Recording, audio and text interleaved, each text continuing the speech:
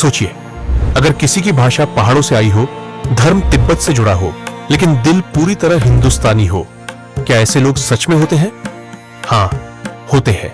और उनका नाम है मोनपा। वो जो न्यूज में नहीं होते, लेकिन सीमाओं पर भारत की आत्मा को जिंदा रखते हैं। ऊंचे पर्वतों की गोद में बसा, बादलों से बातें करता एक प्रदेश, अरुणाचल।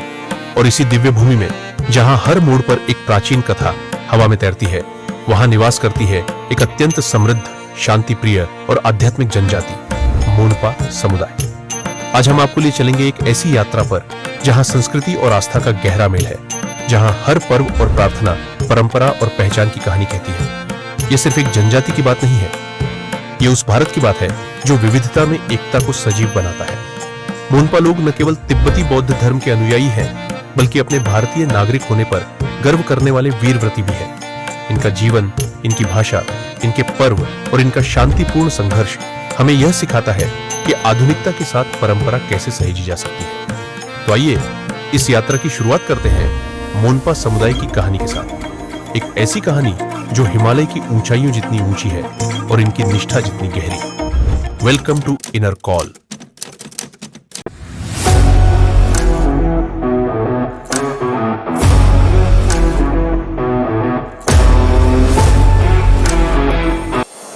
भारत के पूर्वोत्तर सीमांत में ऊंचे हिमालय के बीच, जहां हवाओं में कहानियां गूंजती हैं और जुनिपर की धूप की खुशबू हर ओर फैली होती है, वहां एक दृढ़ और सांस्कृतिक रूप से समृद्ध समुदाय बसता है, अरुणाचल प्रदेश के मोनपा। भारत, भूटान और तिब्बत की सीमाओं के बीच बसा यह इलाका केवल एक सुंदर पोस्टकार्ड नहीं है, बल्कि यह आस्था, लोक कथाओं और सीमा कूटनीति का एक जीवंत संग्रहालय है। इस व्यापक यात्रा में हम जानेंगे कि मोनपा लोग कौन हैं, उनका इतिहास, परंपराएं, आध्यात्मिक जीवन और आज वे कैसे एक नाजुक भू राजनीतिक संतुलन बनाए हुए हैं, जो परंपरा और परिवर्तन को साथ लेकर आगे बढ़ रहा है। मोनपा लोग अपने पूर्वजों को प्राचीन तिब्बती जनजातियों में मानते हैं, जो सदियों पहले हिमालयी दर्रों को पार कर दक्षिण की ओर बसे थे। इन शुरुआती प्रवासियों ने तवांग और पश्चिम कामेंग की घाटियों और पहाड़ी घास के मैदानों में शरण पाई और यहाँ की प्रकृति व तिब्बती बौद्ध दर्शन का मिश्रण कर एक अनोखी सांस्कृतिक पहचान गढ़ी। भाषाई रूप से वे तिब्बतो बर्मी भाषा परिवार की मोनपा बोलियों का उपयोग करते हैं, जो भूटानी, जोंगखा और शास्त्रीय तिब्बती से संबंधित है, लेकिन जिनमें मोनपा विशेषताएं भी विकसित हुई है। इनके मौखिक परंपराओं में लोक कथाएं, गीत और तांत्रिक परंपराएं शामिल हैं, जो पीढ़ी दर पीढ़ी चली आ रही है। हालांकि अब बाहरी प्रभाव बढ़ रहे हैं। एम भाषाई और सांस्कृतिक रूप से तिब्बत से गहराई से जुड़े होने के बावजूद मोनपा लोग खुद को पूरी तरह भारतीय मानते हैं। ये बहुआयामी पहचान जनजातीय, तिब्बती बौद्ध और भारतीय उनके सामाजिक ताने बाने की नींव है। ये उन्हें भूगोल, धर्म और राजनीति के चौराहे पर स्थिरता के साथ जीने की शक्ति देती है। 2011 की जनगणना के अनुसार मोनपा समुदाय की संख्या लगभग 60,000 है, जो एक विशाल लेकिन रणनीतिक दृष्टि से संवेदनशील क्षेत्र में फैला हुआ है। उनकी उपस्थिति ने न केवल भारतीय सरकार बल्कि अंतर्राष्ट्रीय विश्लेषकों का भी ध्यान आकर्षित किया है, केवल उनकी भौगोलिक स्थिति के कारण नहीं, बल्कि उनकी सांस्कृतिक समृद्धि के कारण भी। हाल के वर्षों में मोनपा समुदाय में सांस्कृतिक पुनर्जागरण देखा गया है। यह आधुनिकता और प्रवासन की दोहरी चुनौतियों के प्रति एक सचेत प्रतिक्रिया है। मोनपा त्योहार जैसे तोरग्या, एक शानदार 3 दिवसीय आयोजन जिसमें चाम नृत्य, मुखौटा पहने भिक्षु और शुद्धिकरण अनुष्ठान शामिल है, ने पहचान पाई है। पर्यटन विभाग के सहयोग से आयोजित तवांग महोत्सव देशी और विदेशी पर्यटकों को आकर्षित करता है और पारंपरिक विरासत को आजीविका में बदल रहा है। इसी तरह तिब्बती नववर्ष लोसर न केवल घरों और मठों में मनाया जाता है, बल्कि अब यह सार्वजनिक प्रदर्शनों और शोभा यात्राओं के रूप में एक पर्यटन उत्सव बन चुका है। ये सांस्कृतिक आयोजन जातीय गर्व को पुनर्जीवित कर रहे हैं और परंपराओं को अगली पीढ़ी तक पहुंचाने का माध्यम बन रहे हैं। हालांकि इसके पीछे चिंता की एक लहर भी है। युवा पीढ़ी जो शिक्षा और नौकरी के लिए शहरी भारत की ओर जाती है, वहां की आधुनिक जीवन शैली को अपनाते हुए अपनी मातृभाषा और पारंपरिक ज्ञान जैसे जड़ी बूटी चिकित्सा, स्थानीय आस्था और लोक कथाओं से धीरे धीरे दूर होती जा रही है। इस सांस्कृतिक क्षरण को समझते हुए समुदाय और सरकार ने सक्रिय कदम उठाए हैं। तवांग और आसपास के स्कूलों में अब मोनपा भाषा की पढ़ाई की जा रही है। गैर सरकारी संगठन और शोधकर्ता मौखिक साहित्य को दस्तावेजी रूप दे रहे हैं ताकि यह भविष्य के लिए संरक्षित रहे।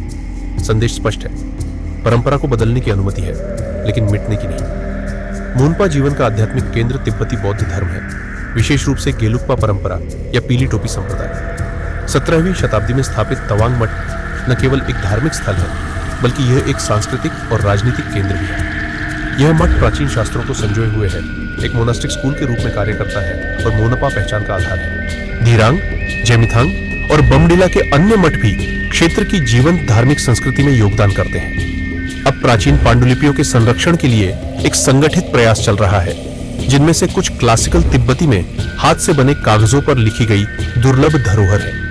इन ग्रंथों में केवल धार्मिक ज्ञान ही नहीं, बल्कि मोनपा इतिहास, स्थानीय नियमों और पारंपरिक चिकित्सा के ज्ञान भी है। पुराने मठों का जीर्णोद्धार केवल संग्रहालयों के रूप में नहीं, बल्कि सक्रिय पूजा और अध्ययन केंद्रों के रूप में किया जा रहा है। मोनपा समुदाय के लिए धर्म की रक्षा करना, अपनी पहचान की रक्षा करना है। यहाँ तक कि तकनीकी रूप से दक्ष युवा भी, जो डिजिटल दुनिया और सोशल मीडिया के संपर्क में हैं, धार्मिक अनुष्ठानों में भाग लेते हैं, मक्खन के दीप जलाते हैं और जीवन के अहम क्षणों में मठों का दौरा करते हैं। यह परंपरा और आधुनिकता, आध्यात्मिक गहराई और डिजिटल परिवर्तन के बीच संतुलन, यही मोनपा अनुभव को अनूठा बनाता है। मोनपा समुदाय भारत और चीन के बीच के भू राजनीतिक संघर्ष की पृष्ठभूमि में अपनी पहचान की राजनीति को बहुत सावधानी से संभालता है। हालांकि वे अरुणाचल प्रदेश में अधिक स्वायत्तता की मांग करते हैं, खासकर विकास निधियों और सांस्कृतिक अधिकारों की सुरक्षा के लिए। लेकिन इसे अलगाववाद, सेपरेटिज्म समझना एक भूल होगी। असल में मोनपा लोगों की भारत के प्रति निष्ठा और भी प्रबल हो गई है, खासकर जब वे सीमा पार तिब्बत में तिब्बती संस्कृति पर चीन द्वारा किए जा रहे दमन को देखते हैं। 1959 के तिब्बती विद्रोह के समय जब दलाई लामा ने भारत में शरण ली, तब मोनपा लोगों ने उन्हें शरण और सुरक्षित मार्ग प्रदान किया। उसी समय से उन्होंने भारत को अपने धर्म और संस्कृति का रक्षक मान लिया। भारत सरकार ने भी मोनपा निष्ठा को मजबूत करने के लिए अनेक कदम उठाए हैं। क्षेत्र में कल्याण योजनाओं में निवेश किया गया है और मोनपा नेताओं को शासन में सम्मिलित किया गया है। इस आपसी विश्वास का उदाहरण वर्ष 2003 में देखने को मिला, जब भारत के राष्ट्रपति एपीजे अब्दुल कलाम तवांग आए। मोनपा लोगों ने उनका भव्य स्वागत किया। ये चीन के लिए एक स्पष्ट संकेत था कि स्थानीय लोग भारत के साथ खड़े हैं। फिर भी एक संवेदनशील सीमा क्षेत्र में रहना अपने आप में कई अनोखे दबावों के साथ आता है। LAC, line of actual control के पास बसे जिमिथांग जैसे मोनपा गांव कभी कभी भारत चीन सैन्य गतिरोध की अग्रिम पंक्तियों में आ जाते हैं। भारतीय सेना ने इन इलाकों में स्थानीय सहयोग को सुनिश्चित करने के लिए विश्वास निर्माण उपाय किए हैं, जैसे कि मुफ्त चिकित्सा शिविर, स्कूल निर्माण और आधारभूत सुविधाएं। पहचान के स्तर पर मोनपा लोग एक दोहरी विरासत को जीते हैं। वे स्वयं को भारतीय नागरिक मानते हैं, लेकिन अपनी जातीय और धार्मिक जड़ों को तिब्बत से जोड़ते हैं। मोनपा अक्सर कहते हैं, हम राष्ट्रीयता से भारतीय हैं, लेकिन संस्कृति से तिब्बती। यह दोहरापन कोई विरोध नहीं, बल्कि एक सद्भावपूर्ण संलयन, हार्मोनियस हाइब्रिड आइडेंटिटी है। हालांकि वे सतर्क रहते हैं कि उनकी निष्ठा पर कोई संदेह न किया जाए। 2017 के डोकलाम संकट के दौरान जब भारत और चीन के बीच तनाव बढ़ा, तवांग के मोनपा समुदाय नेताओं ने सार्वजनिक रूप से घोषणा की कि यदि कोई चीनी घुसपैठ होती है तो वे आखिरी सांस तक लड़ेंगे। ये चीन द्वारा फैलाए जा रहे इस कथानक का भी खंडन था कि मोनपा लोग दक्षिण तिब्बत का हिस्सा है।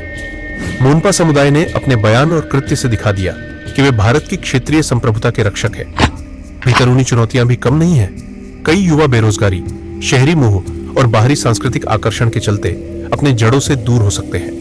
यही कारण है कि समुदाय के नेता और सरकार मिलकर लगातार इस प्रयास में लगे हैं कि युवा पीढ़ी अपनी पहचान पर गर्व करना न भूले। अब तक सरकारी भागीदारी और मोनपा समुदाय की शांतिपूर्ण, अनुकूलनशील प्रकृति ने इस क्षेत्र को स्थिर और देशभक्त बनाए रखा है। भले ही यह एक बड़े सामरिक खेल का केंद्र क्यों न हो, चीन के निरंतर दावों की छाया में रहना उन्हें विशेष रूप से सतर्क और एकजुट रहने के लिए मजबूर करता है। सौभाग्य से मोनपा लोग लचीले, अनुकूलनशील और दूरदर्शी हैं। आज जब हम मोनपा समुदाय को समझते हैं, तो यह केवल एक जनजातीय अध्ययन नहीं, बल्कि भारतीय विविधता और राष्ट्र भावना की जीवंत तस्वीर बन जाता है। उनका संघर्ष, उनका संतुलन और उनका स्नेहपूर्ण स्वभाव हमें प्रेरित करता है कि हम भी अपनी जड़ों से जुड़े रहें, चाहे दुनिया कितनी भी आगे क्यों न बढ़ जाए। धन्यवाद।